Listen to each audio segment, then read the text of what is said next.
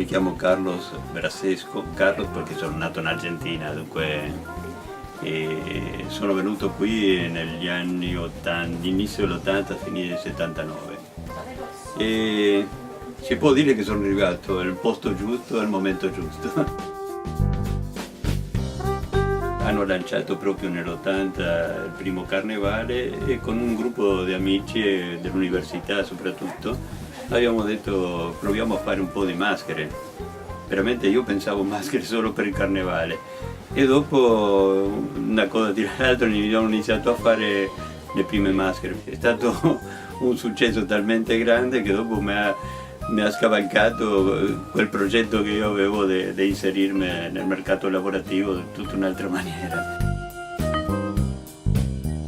Siamo messi a cercare un po' di diversi, cioè soprattutto nella commedia dell'arte, anche se le maschere qua a Venezia accompagnano tutta la storia di Venezia, perché praticamente tra il teatro, il periodo della peste, il carnevale che è nato qui, eccetera, cioè, è ricchissima la storia delle maschere, anche di ogni singola maschera.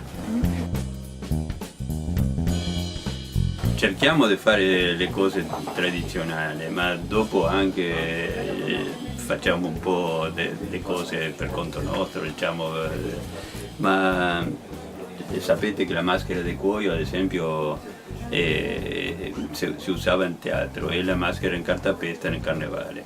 Allora abbiamo cercato, prima ti dico, facevamo maschere con giornali, abbiamo sperimentato un po' tanti tipi di carte diverse, finché abbiamo trovato carte che si adattano più alla lavorazione della maschera in carta.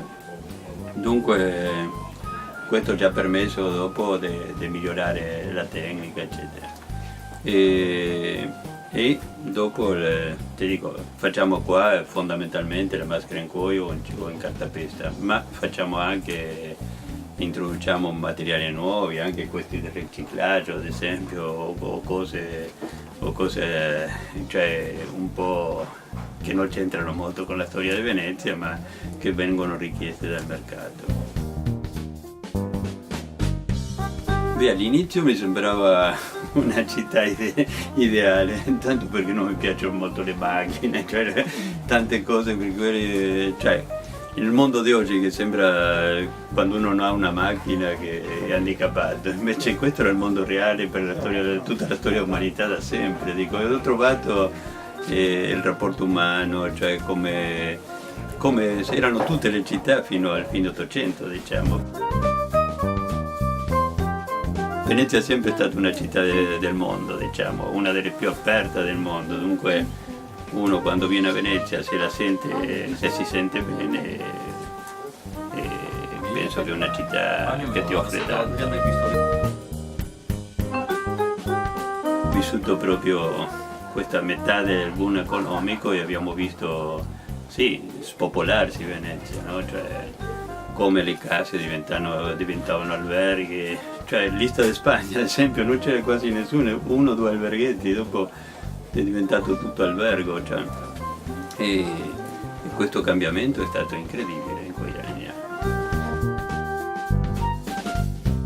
All'improvviso in 3-4 anni è scomparso, perché tutti dicevano no, qua non si può più stare, perché sta arrivando il turismo di massa, sta crescendo gli affitti, allora tutti questi studi che una volta c'erano anche appunto degli artisti eccetera, e la gente scappava via perché in altre città si pagava la metà eccetera, perché allora qui diventava ogni volta più difficile.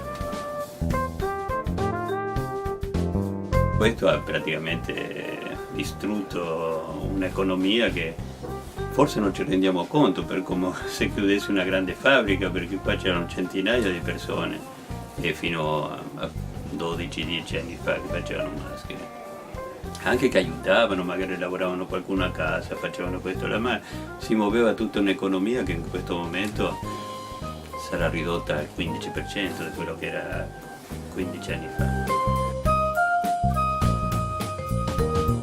A noi ci piace fare l'oggetto unico, praticamente se vedete le nostre maschere, se venite l'anno prossimo, sono un po' diverse, perché noi ogni volta che prendiamo una maschera praticamente non è seriata, sino che facciamo la maschera come ci viene, con lo stato d'animo che abbiamo in quel momento, eccetera, che ci dà molta più libertà.